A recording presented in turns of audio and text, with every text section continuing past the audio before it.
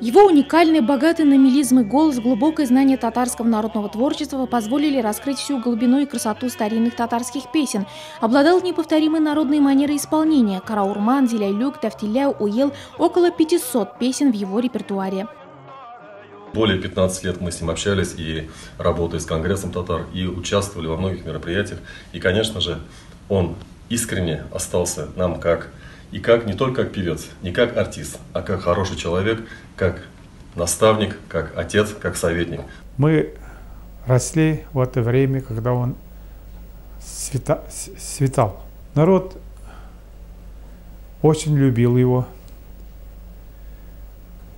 Где бы ни было концерта его, стараются его концерты посещать. Как человек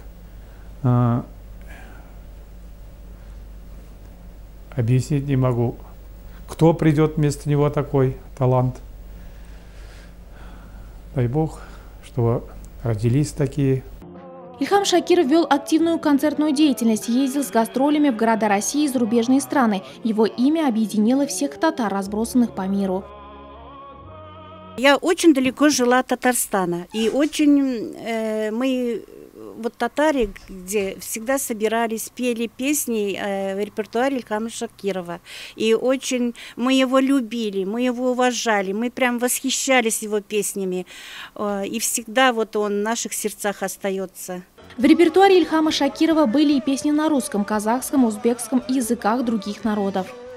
Я сам очень сильно знаком с его творчеством, так как у самого с детства мечта стать певцом, поэтому многие песни знаю наизусть, пел, это для меня было как гимн. Если даже Ильхам Шакиров сам ушел из жизни, его творчество осталось в наших сердцах навсегда. Мы благодарим его за все и всегда будем помнить о нем.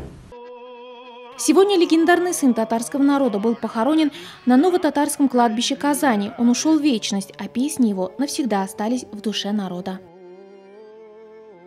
Sandu